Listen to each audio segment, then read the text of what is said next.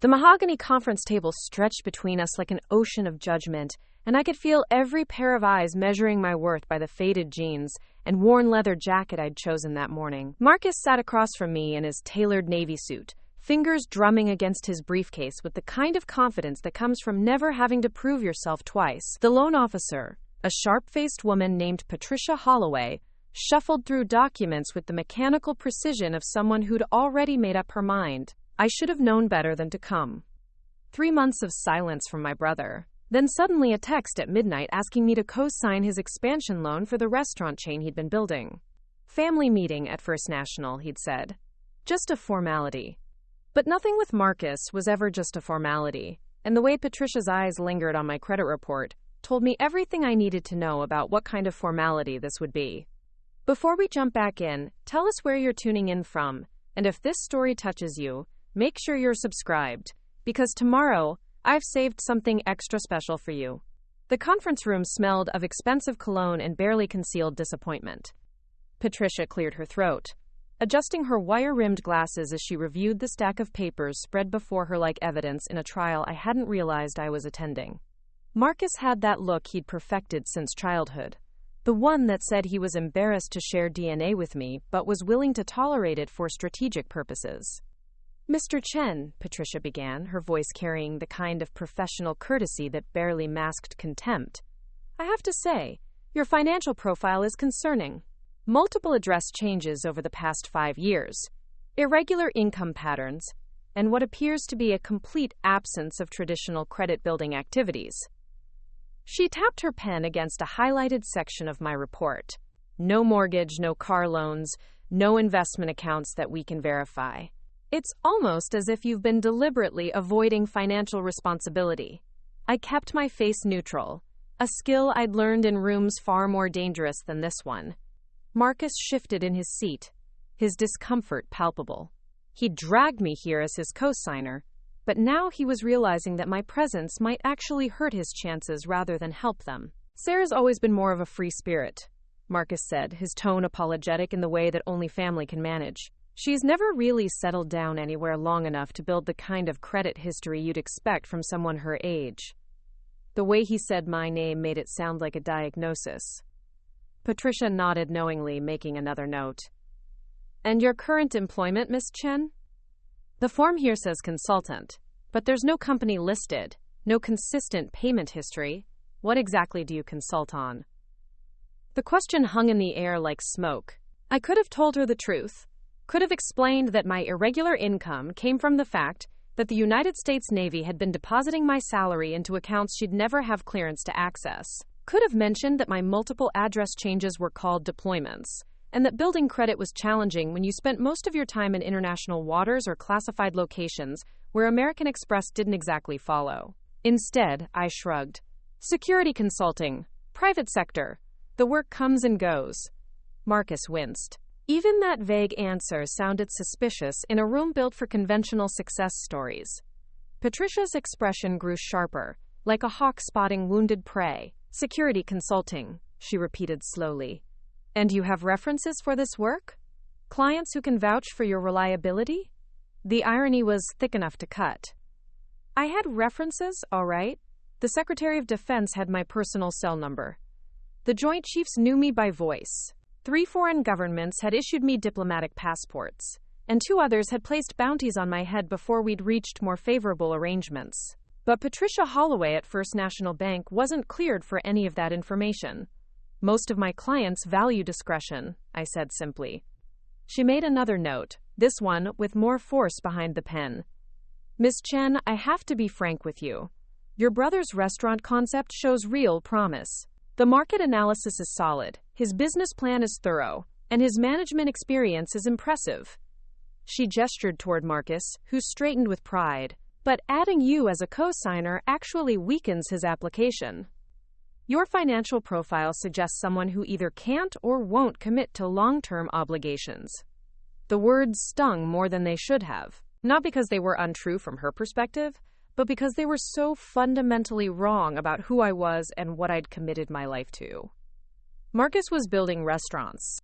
I'd spent 15 years building something else entirely, something that mattered on scales Patricia couldn't imagine. Perhaps, Marcus said carefully, we could explore other options. I have other family members who might be better suited to co-sign. The suggestion hit like a slap. After everything, after the years I'd spent in places he couldn't pronounce, doing things he couldn't comprehend, he was ready to throw me aside the moment I became inconvenient. The same pattern we'd played out since childhood, where Marcus got the approval and I got the explanation of why I didn't deserve it. Patricia brightened visibly. That might be wise. We want to set your business up for success, Mr. Chen, and that means surrounding it with financial stability and proven reliability. I stood up slowly, the leather of my jacket creaking in the silence. You're right, I said, keeping my voice level. Marcus deserves better backing than I can provide. The relief on both their faces was immediate and unmistakable. Patricia gathered my paperwork with the efficiency of someone disposing of evidence, while Marcus offered me a smile that was supposed to be apologetic, but looked more like victory. Sarah, you understand, right? It's just business. Nothing personal. Nothing personal. As if the past 15 years of my life had been a hobby I'd picked up between more serious pursuits. As if the reason I had no mortgage was because I'd been living in officer quarters on naval bases, not because I couldn't commit to anything. As if my irregular income came from irresponsibility rather than classified operations that required months of radio silence. I walked toward the door, then paused with my hand on the handle. There was something in the way Patricia was organizing her papers, a methodical precision that seemed familiar. I glanced back at her desk, noting the small American flag pin on her lapel, the crisp way she handled documents, the unconscious military bearing she maintained even in civilian clothes. Patricia, I said softly. What branch? She looked up, confused. Excuse me? What branch of service?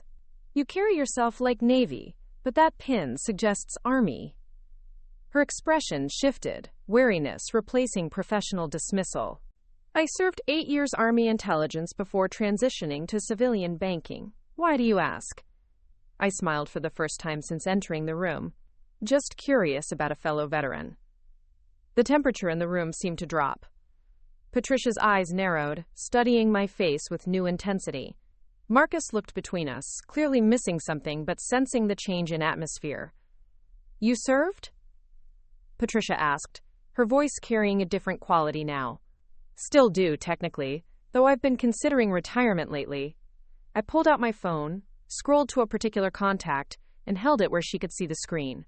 Not the name, just the area code and the distinctive formatting that marked it as a pentagon line. Patricia's face went pale.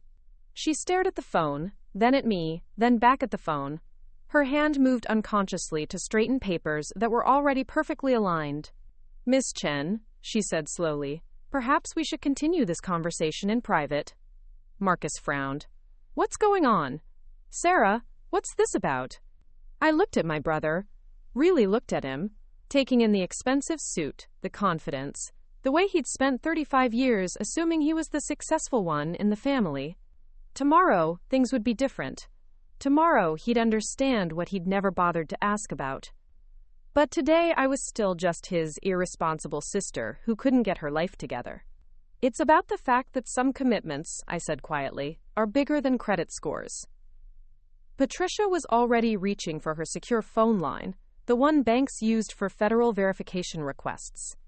Her fingers trembled slightly as she dialed, and I knew she was about to make a call that would change everything about this meeting. The mahogany table no longer felt like an ocean of judgment. It felt like the deck of a ship, and for the first time in months, I was remembering what it meant to be the one in command. The silence stretched like a held breath while Patricia's fingers hovered over the secure line. I watched her internal struggle play out across her face, the banker warring with the soldier, protocol battling curiosity. Marcus shifted uncomfortably in his leather chair, his earlier confidence evaporating like morning fog. Sarah, Marcus said slowly, what exactly is going on here? I didn't answer him. My attention was fixed on Patricia, who had picked up the red phone and was dialing a number she clearly knew by heart. The kind of number you memorize when your security clearance depends on it. This is Patricia Holloway, employee Idaho 7749, First National Bank, San Diego. I need verification on a client. She paused, glanced at me, then continued. Sarah Chen, DOB, March 15, 1987. Naval Service verification requested. The wait felt eternal. Marcus kept opening his mouth to speak, then closing it again, like a fish gasping for air. I remained standing by the door, my hand still resting on the handle, watching Patricia's expression shift from professional skepticism to something approaching awe. Yes, I'll hold, Patricia said into the phone. She looked up at me, her eyes now carrying a respect that hadn't been there 10 minutes earlier. The Pentagon doesn't usually take verification calls on Saturdays unless, she trailed off, letting the implication hang in the air. Unless the person being verified carries enough weight to warrant weekend attention from the highest levels of military command. Marcus finally found his voice. Pentagon? Sarah, you never said you worked for the Pentagon. You said security consulting. I did say security consulting, I replied evenly. I just didn't specify the scale. Patricia's posture had completely transformed. She sat straighter, her civilian banker mask slipping to reveal the soldier underneath. When she spoke again into the phone, her voice carried the crisp authority of someone addressing a superior officer. Yes, sir. I understand. Thank you, sir. She hung up and stared at me for a long moment. Admiral Chen. The title hit the room like a physical force. Marcus actually recoiled, his chair squeaking against the polished floor. Admiral! Sarah! What the hell? Patricia stood up slowly, and for a moment I thought she might salute. The habit of military courtesy runs deep, especially when you've just discovered you've been treating a flag officer like a credit risk. Admiral, I need to apologize. I had no idea about your service record or your current position. The information we have on file is clearly incomplete. I waved off her concern. Classification requirements. Most of my financial activity flows through accounts that civilian institutions can't access. It's not your fault for not seeing what you're not cleared to see. Marcus was staring at me like I'd grown a second head. Admiral? You're an admiral in the Navy? How is that even possible? You're only 36. 37 next month, I corrected. And it's possible when you spend 15 years doing things that most people never hear about. Things that matter on scales beyond restaurant chains and expansion loans. The weight of those words settled over the room like a blanket. Patricia was frantically shuffling through my paperwork, probably seeing it all in a completely different light now. The irregular income wasn't financial irresponsibility, it was classified compensation. The multiple address changes weren't instability, they were deployments. The lack of traditional credit history wasn't avoidance of commitment, it was the natural result of a life spent in service to something bigger than personal wealth accumulation. The phone call I just made, Patricia said carefully, went to the Office of Naval Intelligence. They confirmed your rank, your security clearance, and your current assignment status. She paused. They also mentioned that you're up for promotion to Vice Admiral, pending the outcome of something called Operation Meridian. Marcus went very still. Even someone as self-absorbed as my brother understood that operations with code names weren't the kind of thing you discussed in bank conference rooms. That's classified information, I said quietly. Patricia nodded quickly. Of course, I shouldn't have mentioned it. Professional habits from my intelligence days. She looked down at the loan application in front of her, then back at me.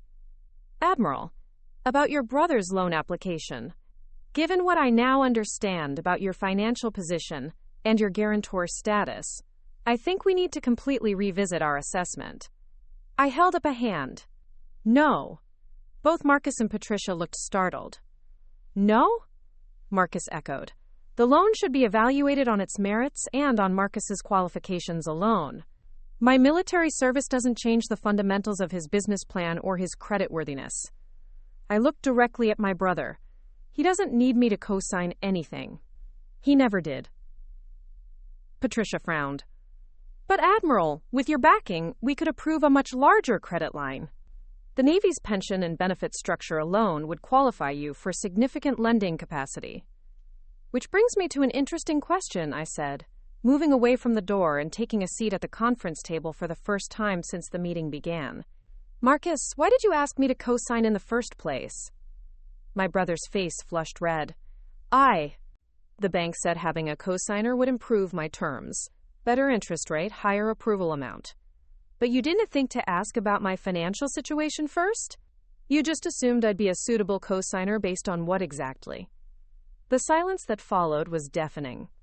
Marcus opened and closed his mouth several times, clearly struggling to find an answer that didn't make him sound either foolish or callous. Patricia, meanwhile, was reviewing Marcus's application with new eyes. Mr. Chen, looking at your business plan and financial projections, your application is actually quite strong on its own. Your restaurant concept is solid, you have relevant management experience, and your personal credit history is excellent. She looked up at him. I'm not sure why our initial assessment suggested you needed a cosigner at all. I leaned back in my chair, watching my brother process this information. The truth was becoming clear to all of us. Marcus hadn't asked me to cosign because he needed help qualifying for the loan. He'd asked me because he'd assumed I would be desperate enough for his approval that I'd agree to tie my name to his success. It was a power play disguised as a favor, a way to make me dependent on his business ventures, while simultaneously demonstrating my financial inadequacy. The restaurant business is risky, Marcus said weakly. I thought having family backing would show the bank I had support. Family support, I repeated slowly. Is that what you call inviting someone to a meeting where you knew they'd be humiliated? Where you could sit back and watch a loan officer tear apart their financial history while you played the responsible sibling? Marcus's flush deepened. Sarah, that's not... I didn't know she would be so harsh. Didn't you? I asked. You've spent our entire adult life telling anyone who would listen that I'm the irresponsible one. The one who can't settle down, can't commit to anything, can't build a normal life. You brought me here because you wanted witnesses to your superiority. Patricia was looking increasingly uncomfortable with the direction the conversation had taken. She cleared her throat diplomatically. Perhaps we should focus on the loan application itself. Mr. Chen, based on my review, I believe we can approve your request without requiring a cosigner. The terms will be competitive, and the timeline for funding should meet your expansion schedule. Marcus nodded gratefully, but his eyes remained fixed on me. Sarah, I'm sorry. I really didn't mean to embarrass you. You didn't embarrass me, I said calmly. You embarrassed yourself. The only reason I'm here is because you asked. And the only reason you asked is because you thought it would make you look better by comparison. I stood up again, smoothing down my leather jacket. But here's what you missed, Marcus. While you were building restaurants, I was building something else. While you were worried about credit scores and profit margins, I was worried about national security and international stability. I walked to the window, looking out at the San Diego harbor where naval vessels moved with quiet purpose through the afternoon sun.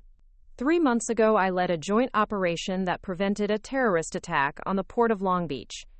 6 months before that, I negotiated a ceasefire between two nations whose names you probably can't pronounce. Last year, I spent 4 months underwater in a submarine, tracking foreign agents who were attempting to compromise our Pacific Fleet communications. I turned back to face them. So when you wonder why I don't have a mortgage or a car loan or traditional investments, remember that some people measure success differently. Some people commit their lives to things that matter more than personal wealth. Patricia was nodding slowly, her respect evident. Marcus looked like he'd been struck by lightning. I never knew, he whispered. You never asked, I replied. In 15 years of military service, you never once asked what I actually did for a living. You just assumed it was something unimpressive and moved on. The truth of those words hung in the air like an accusation. Marcus had spent decades dismissing my contributions to the world without ever bothering to learn what those contributions actually were. The silence in the conference room stretched until it became uncomfortable, then unbearable. Marcus sat frozen in his chair, his expensive suit suddenly looking like a costume he'd borrowed for a role he wasn't qualified to play. Patricia had returned to her seat, but kept glancing between us as if watching a chess match where she couldn't follow the moves. My phone buzzed against the table where I'd left it. The caller ID showed a familiar number from Norfolk Naval Base. I glanced at the screen, then at Patricia. I need to take this, I said, answering with crisp military precision. Admiral Chen. The voice on the other end was Admiral Rebecca Morrison, my immediate superior and one of only 6 people in the Navy who outranked me. Her tone carried the weight of urgent business. Sarah, we've got movement in the South China Sea. 3 unidentified vessels crossed into international shipping lanes 20 minutes ago. I need you back on base within the hour. I checked my watch. The drive to Norfolk would take 45 minutes if I pushed it. Understood, ma'am. I'm en route. And Sarah? Whatever personal business you're handling, it'll have to wait. This could escalate quickly. Copy that. I ended the call and looked at Marcus, who was staring at me with an expression I'd never seen before. Fear mixed with something that might have been awe. You have to go, he said quietly. I have to go. I stood up, gathering my phone and keys. Patricia, thank you for your time and your service. Marcus should be approved for his loan based on his own merits. Patricia stood as well, her military bearing now fully visible. Admiral, it's been an honor, and for what it's worth, thank you for your service to our country. I nodded, then turned toward Marcus. He looked smaller somehow, diminished by the reality of what he'd just learned. Sarah, wait, please. Something in his voice made me pause. Not the demanding tone he'd used earlier, but something vulnerable and unfamiliar. I need to understand, he continued. How long have you been an admiral? How did I not know about any of this? I was promoted to Rear Admiral 4 years ago, I said. Full Admiral 18 months ago. The promotion ceremony was at the Pentagon. Mom and Dad were there. His face went white. They knew? They've always known. They attended my commissioning ceremony when I graduated from Annapolis.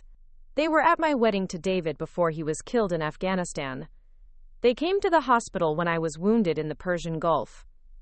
I paused, letting that sink in.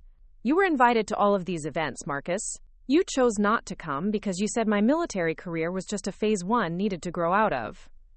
The words hit him like physical blows. I watched him remember those invitations. The ones he'd dismissed without a second thought.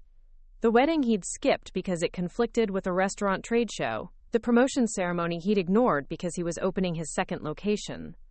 David, he whispered. Your husband. I never even met him. No, you didn't. He was a Marine captain. Posthumously awarded the Navy Cross for actions in Helmand Province. He saved the lives of 37 Afghan civilians and 18 American soldiers before an IED took him out. My voice remained steady, professional. You sent a card to the funeral. It said, "Sorry for your loss," and was signed with just your name. Marcus's hands were shaking now. Sarah, I'm so sorry. I had no idea he was military. I thought he was just some guy you'd married impulsively. You thought that because you never asked. Just like you never asked what I actually did in the Navy. Or why I was gone for months at a time, or why I couldn't always make family gatherings. I walked toward the door again. Preparing and narrating this story took us a lot of time, so if you are enjoying it, subscribe to our channel. It means a lot to us. Now back to the story. You constructed an entire narrative about my life based on assumptions and stereotypes, and you never once bothered to check if any of it was true. Patricia cleared her throat gently. Admiral, I don't mean to interrupt, but given the urgency of your call, perhaps I could expedite Mr. Chen's loan paperwork. Have everything ready for signature by Monday morning. I glanced back at her gratefully. That would be appreciated. Marcus stood up abruptly. Sarah, please, let me drive you to the base. We can talk on the way. I'll be traveling at speeds that require emergency authorization, I said, and discussing matters that require security clearance you don't have. Then after. When you get back from whatever this is, can we talk then? I studied his face, looking for signs of the dismissive arrogance that had characterized our relationship for decades. Instead, I saw something I'd never seen before. Genuine remorse mixed with a dawning understanding of how badly he'd misjudged everything. This crisis could last days or weeks, I said. And when it's over, I might be deployed somewhere else immediately. That's how this works, Marcus. National security doesn't wait for convenient family scheduling. He nodded, looking defeated. I understand, but whenever you can. Please. I softened slightly. I'll call you when I can. As I reached the door, Patricia spoke up again. Admiral, if I may ask, what made you decide to reveal your rank today? You could have walked out and let us continue with our incorrect assumptions. I turned back to face both of them. Because I'm tired of being invisible in my own family. I'm tired of being treated like a failure by people who have no idea what I've achieved or what I've sacrificed. I looked directly at Marcus. And because maybe it's time for the people who claim to love me to see who I actually am, instead of who they've decided I should be. My phone rang again. This time it was my aide-de-camp, Lieutenant Commander Jackson. Ma'am, your helicopter is inbound to the bank's rooftop. ETA 3 minutes. Both Marcus and Patricia looked stunned. Through the conference room's windows, we could already hear the distinctive whop-whop-whop of rotor blades approaching. Helicopter? Marcus asked weakly. Naval aviation has its perks, I said, then spoke into the phone. Copy that, Jackson. I'll be on the roof. I headed for the door one final time, then paused. Patricia, there's something else you should know about my financial situation. My Navy pension when I retire will be worth approximately $8 million. My death benefits are worth $5 million. I own property in 7 countries, most of it purchased with hazard pay from classified operations. The reason I don't have conventional investments is because my portfolio is managed by a firm that specializes in high-clearance government officials. Patricia was taking notes rapidly. Admiral, with that financial profile, we could approve your brother for significantly more favorable terms if you were willing to co-sign. No, I said firmly. Marcus needs to succeed or fail based on his own merit. That's how growth happens. I looked at my brother one last time. You spent 37 years thinking you were the successful one in this family, the one with the real career, the stable life, the impressive achievements. Maybe it's time to reconsider what success actually means. The helicopter was directly overhead now, the sound of its rotors rattling the windows. I headed for the elevator that would take me to the roof, leaving behind a brother who was finally beginning to understand the sister he'd never bothered to know. As the elevator doors closed, I caught a glimpse of Marcus slumped in his chair, staring at his hands. Patricia was already on her phone, probably calling her superiors to report that she'd just been in a meeting with one of the highest-ranking military officers in the Pacific Fleet. The helicopter lifted off into the afternoon sky, and through the windows I could see the bank growing smaller below us. By the time we landed at Norfolk, I'd already shifted into crisis management mode, my personal life compartmentalized into the space I'd carved out for it, between national emergencies. But something had changed in that conference room. For the first time in decades, I'd been seen for who I actually was, instead of who others assumed I should be. It wasn't revenge or vindication I felt, as we flew toward whatever crisis awaited in the South China Sea. It was relief. The exhausting weight of being perpetually underestimated had finally lifted, replaced by something lighter and more sustainable. The truth, even when it comes wrapped in shock and regret, has a way of setting things right. Marcus would have to live with the knowledge of what he'd missed, what he'd dismissed, and what he'd lost through his own assumptions. That wasn't my burden to carry anymore. 3 weeks later, I stood on the bridge of the USS Coronado, watching the sunrise paint the Pacific in shades of gold and crimson. The South China Sea crisis had been resolved through a combination of diplomatic pressure and strategic positioning that would never make the evening news. The kind of quiet victory that prevented wars rather than winning them. My secure phone buzzed with an encrypted message from Norfolk. Operation Meridian had been declassified as a complete success, and my promotion to Vice Admiral was now official.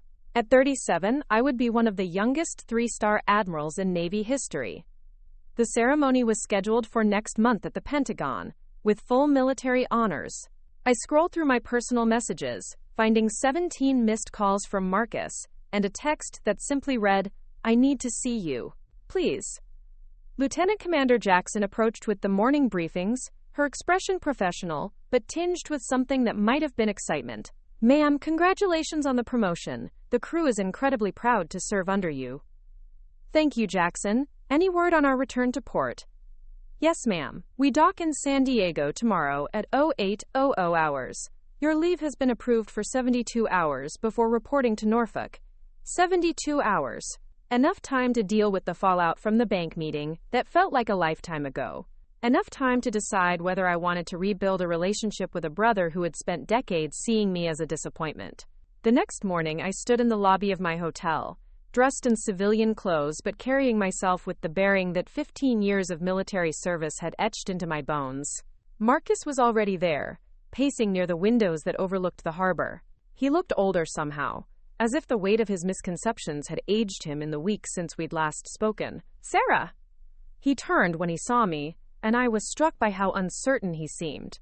Gone was the confident businessman who had dominated that bank conference room. In his place stood someone who looked genuinely humbled. "Marcus." I joined him near the windows, maintaining a careful distance. "You said you needed to see me." He ran a hand through his hair, a nervous gesture I remembered from childhood. "I've been doing a lot of thinking since that day at the bank. A lot of research, too." He pulled out his phone, scrolling to something. "Did you know that 3 weeks ago, every major news outlet ran stories about increased naval activity in the South China Sea, about how a potential international incident was resolved through what they called unprecedented military diplomacy?" I remained silent, watching him piece together information he wasn't cleared to have. "And did you know," he continued, "that when I called Mom and Dad to ask about your military service, they spent 2 hours telling me about awards and commendations and deployments I'd never heard of? About how proud they've always been of your career, and how worried they've been that you felt unappreciated by your own family." The last part hit harder than I'd expected. Our parents had kept my secrets, respected my need for operational security, but they'd also carried the burden of watching their daughter be dismissed by her own brother. "What do you want me to say, Marcus? That it's okay? That it doesn't matter that you spent decades treating me like a failure?" I turned to face him fully. "You missed my wedding. You skipped my husband's funeral. You never once asked about my deployments or my injuries or why I sometimes couldn't make family gatherings for months at a time." His face crumpled. I know, and I can't undo any of it. But Sarah, I want to try to understand now. I want to be the brother you deserved all along." "Why now? Because you found out I outrank generals? Because suddenly my career seems impressive to you?" "No." His voice was quiet but firm. "Because I realized that for 37 years, I've been looking at you through the wrong lens. I thought success looked like what I was building, like profit margins and expansion plans and conventional achievements. I never considered that maybe you were building something more important than anything I could imagine." I walked to the hotel's coffee shop, needing movement to process his words. Marcus followed, maintaining the respectful distance of someone who knew they had no right to assume forgiveness. Over coffee, he told me about the past 3 weeks. How he'd contacted the Navy's Public Affairs Office to learn about my service record, only to be told that most of my files were classified above his clearance level. How he'd driven to our parents' house and spent an entire weekend going through photo albums and letters, seeing evidence of a sister's life he'd completely ignored. "There's a picture of you receiving the Defense Superior Service Medal," he said. "Mom has it framed on the mantle. You're in full dress uniform, and there are generals and admirals standing behind you applauding." I must have seen that picture 100 times over the years, and I never once asked what it was for. I remembered that ceremony. I'd been 28, the youngest officer ever to receive that particular commendation for my work in counterterrorism operations. My parents had flown to Washington for the event. Marcus had been invited but declined, saying he had a business dinner he couldn't reschedule. It was for preventing a coordinated attack on 3 major American ports, I said simply. Intelligence gathering and strategic disruption that saved an estimated 15,000 civilian lives. He was quiet for a long moment. 15,000 people are alive today because of work you did, and I was worried about whether you could co-sign a restaurant loan. The irony wasn't lost on me. Marcus set down his coffee cup, his hands shaking slightly. "I need you to know that your rank and your achievements, as incredible as they are, aren't why I'm here.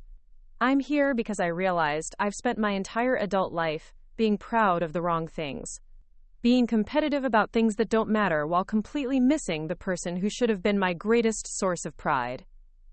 "Pretty words," I said carefully. But actions matter more than apologies. He nodded.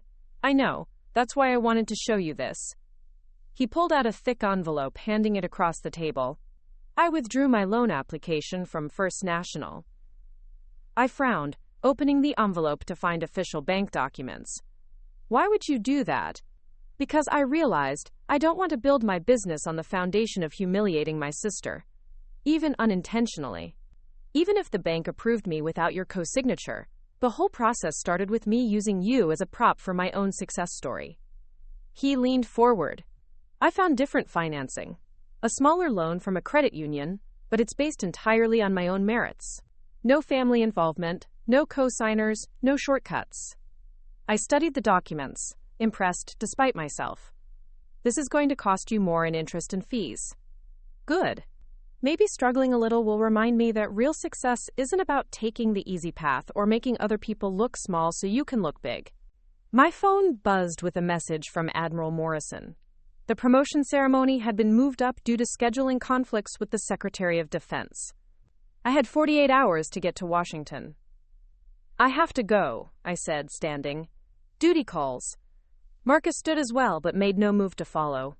Will you consider giving me another chance? Not today, not next week, but someday. I know I don't deserve it, but I want to be the brother who celebrates your victories instead of the one who misses them. I looked at him for a long moment, seeing something I'd never seen before. Genuine humility mixed with a dawning understanding of what he'd lost through his own blindness. Start by treating me like the person I am instead of the person you thought I should be, I said. Stop making assumptions about my life or my choices. And maybe, when you're ready, ask me about my work.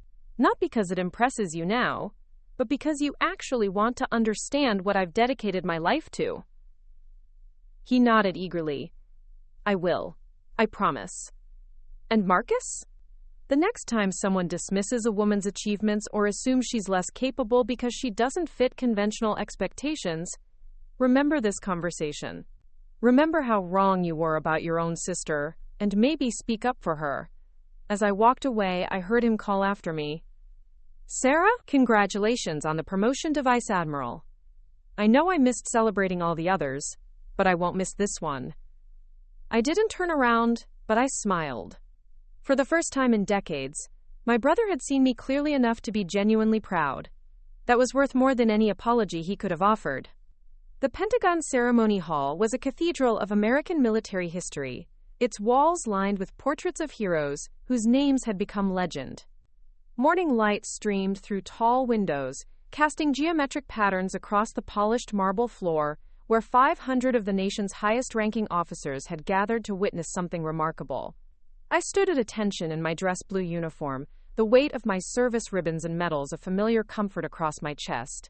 The Navy Cross, the Defense Superior Service Medal, 3 Purple Hearts, and dozens of other commendations that told the story of a career most people would never fully understand.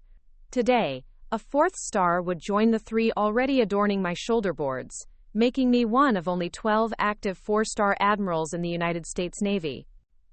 Admiral Morrison approached the podium, her voice carrying the gravity of the moment. Ladies and gentlemen, we gather today to recognize exceptional leadership in service to our nation. Vice Admiral Sarah Chen has distinguished herself through 15 years of exemplary service, including classified operations that have protected American interests and saved countless lives across 3 theaters of operation. The audience was a sea of uniforms and solemn faces, but my eyes found the small section reserved for family. My parents sat in the front row, my mother dabbing at her eyes with a handkerchief, while my father sat ramrod straight with pride. Behind them, in a perfectly pressed civilian suit, sat Marcus. He had flown in from San Diego the night before, catching a red-eye flight that he'd probably paid too much for on short notice. When I'd seen him in the hotel lobby that morning, he'd looked nervous, uncertain whether he belonged at such a prestigious event. But he was there, and that meant everything. Secretary of Defense Williams took the podium, his presence commanding absolute silence in the vast hall. The promotion of Admiral Chen to 4-star rank represents not just personal achievement, but a recognition of leadership that has shaped our military's approach to 21st-century challenges.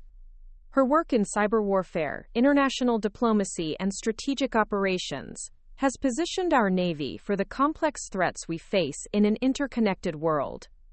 As he spoke, I thought about the journey that had brought me to this moment. The years of deployment where I'd missed family gatherings, holidays, and milestones, because national security couldn't wait for convenient timing.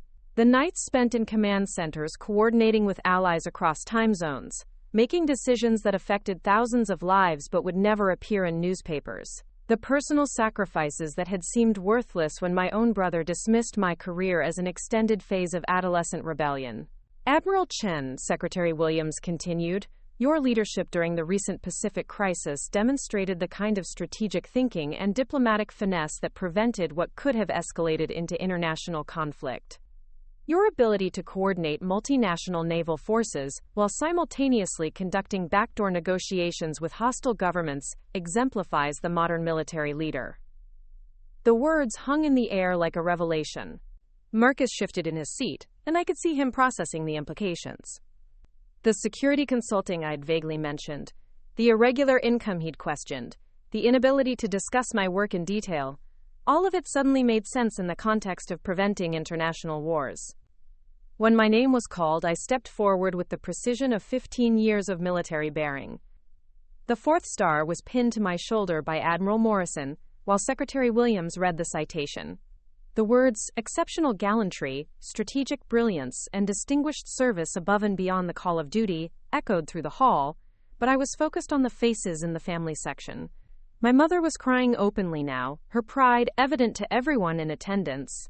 My father, a Vietnam veteran himself, sat with the kind of stoic emotion that comes from understanding the weight of military service. And Marcus was staring at me with an expression I'd never seen before. A mixture of awe, regret, and something that looked like genuine understanding. The reception following the ceremony was held in the Pentagon's executive dining room, where crystal chandeliers cast warm light over tables laden with elegant hors d'oeuvre. Joint Chiefs of Staff members approached to offer congratulations, their respect evident in voices that had commanded armies and fleets. Foreign military attachés from allied nations waited in line to pay their respects, some speaking in languages I'd learned during classified assignments they'd never know about. Marcus stood near the windows, looking overwhelmed by the sheer magnitude of military power concentrated in one room. When a 3-star general from the Marine Corps approached him and said, "You must be incredibly proud of your sister," I watched my brother's face transform. "I am," Marcus replied, his voice carrying a conviction that hadn't been there months earlier. "I'm just sorry it took me so long to fully understand what she's accomplished." The general nodded approvingly. Admiral Chen's reputation precedes her in every theater of operation. She's the kind of leader other leaders want to serve under. Later, when the formal reception began to wind down, I found myself on a quiet balcony overlooking the Potomac River with my family. The evening air was cool, carrying the sounds of Washington traffic and the distant hum of a city that never fully slept. My parents were inside, talking with other military families, sharing stories and pride that had been building for 15 years. Marcus joined me at the railing, his tie loosened, but his posture more confident than it had been earlier. "I need to tell you something," he said quietly. I waited, watching the lights reflect off the dark water below. "When that general told me about your reputation, about how other military leaders respect you, it hit me that I've been living next to greatness my entire life and never recognized it." He paused, struggling with words that clearly weren't easy to say. "I've been telling people for years that my sister was smart but unfocused, talented but irresponsible. I've been wrong about you in ways that I'm only beginning to understand. Recognition isn't why I do this work," I said simply. "I know that now, but it should have been why I paid attention." He turned to face me directly. "I spent today listening to stories about operations you've led, crises you've resolved, lives you've saved. A Navy SEAL commander told me that you personally led a rescue mission that saved 37 hostages in Somalia. A CIA director mentioned that your intelligence work prevented 3 separate terrorist attacks on American soil." The specifics he was mentioning were beyond his clearance level, but senior officials had apparently decided that a new four-star admiral's family deserved to understand the scope of her service, even in general terms. And the whole time, Marcus continued, I kept thinking about that day at the bank when I was embarrassed by your credit score. When I treated you like a financial liability instead of recognizing that you're literally one of the most important people in our military. A gentle breeze stirred the evening air, carrying with it the weight of years that couldn't be reclaimed but perhaps could be redeemed. The day I was wounded in the Persian Gulf, I said quietly, I spent 6 hours in a life raft with 2 injured sailors, using satellite communications to coordinate our rescue while keeping pressure on a shrapnel wound in my leg. When the helicopter finally pulled us out, my first thought wasn't about my injury or the medal I'd probably receive. It was about whether my family would ever understand that this was what I'd chosen to dedicate my life to. Marcus was silent for a long moment. Did we ever ask about your injuries? About what happened? Mom and Dad visited me in the hospital. You sent flowers with a card that said, "Get well soon," and assumed I'd been in some kind of training accident. The shame on his face was visible even in the dim balcony lighting. Jesus, Sarah, how did I get everything so wrong? You got it wrong because you never asked the right questions. You assumed my life was smaller than yours instead of considering that it might be bigger in ways you couldn't see. Inside the reception hall, I could hear the sounds of military colleagues sharing stories, the kind of professional camaraderie that comes from shared service and mutual respect. These were people who understood the weight of command, the burden of making decisions that affected national security, the personal cost of a life dedicated to something larger than individual ambition. I want to do better, Marcus said, not just as your brother, but as a person. This whole experience has made me realize how many assumptions I make about people. How often I judge success by narrow standards that don't account for service or sacrifice. He pulled out his phone, scrolling to something he wanted to show me. I've been reading about military families, about the challenges faced by service members whose achievements can't be publicly recognized. There's a foundation that provides support for families dealing with classified deployments and classified injuries. I made a donation in your honor. I looked at the screenshot he showed me. It was a substantial donation, the kind that would fund family support programs for months. That's thoughtful, I said, genuinely moved. It's a start. I figure, if I'm going to learn how to be proud of the right things, I should probably start by supporting the people who do the work that actually matters. The balcony door opened behind us, and my mother appeared with 2 cups of coffee. I thought you might want these, she said, handing them to us before settling into a nearby chair. Your father is inside telling war stories to anyone who will listen. He's so proud he can barely contain himself. How long have you known? Marcus asked her. About Sarah's real rank, her operations, all of it? Mom smiled softly. We've known since the beginning. We attended her commissioning ceremony, remember? You were supposed to be there, but had a business conflict. She looked at him with the patient expression of a mother who had watched this dynamic play out for decades. We've been to every promotion ceremony, every medal presentation we were allowed to attend. We've spent 15 years being amazed by our daughter's service while watching her brother dismiss it as a phase she'd grow out of. The weight of that statement settled over us like a blanket. My parents had carried the burden of my classified service, respecting operational security, while simultaneously watching their son diminish their daughter's extraordinary achievements. I can't undo the past, Marcus said quietly. But I want you both to know that I understand now. I understand what I missed and what I took for granted. My phone buzzed with a message from Admiral Morrison. New assignment details would be briefed tomorrow morning. Likely another deployment, another mission that would take me away from family gatherings and normal life. But for the first time in years, I felt like my family understood what that meant, what it cost, and why it mattered. There's something else, Marcus said, reaching into his jacket pocket. I had something made for you. He handed me a small jeweler's box. Inside was a simple silver pendant with 4 stars engraved around the edge and text in the center that read, Admiral Sarah Chen, United States Navy. Sister, hero, inspiration. I know you can't wear it with your uniform, he said quickly, But I thought maybe when you're in civilian clothes, you could have something that reminds you that your family finally sees you clearly. I held the pendant up to catch the light from inside the reception hall, watching the stars gleam against the silver surface. It was beautiful in its simplicity, meaningful in its acknowledgement of both my professional achievement and our personal relationship. "Thank you," I said, and meant it. As we prepared to rejoin the reception, my mother stood and embraced both of us. "My children," she said softly, "both successful in your own ways, both important to this family. I'm just glad you've finally found your way back to each other." The remainder of the evening passed in a blur of congratulations, professional conversations, and the warm glow of family pride that had been years in the making. When Marcus finally caught his flight back to San Diego, he hugged me goodbye with genuine emotion and promised to call regularly, not just during crises or when he needed something. Walking through the Pentagon parking garage later that night, I felt the weight of the fourth star on my shoulder and the pendant Marcus had given me, now hanging from a chain around my neck beneath my uniform. Both represented different kinds of recognition, different kinds of family, but together they marked the end of being invisible in my own life. Tomorrow would bring new missions, new challenges, new opportunities to serve my country in ways that might never be publicly acknowledged. But tonight, for the first time in decades, I felt truly seen by the people who mattered most.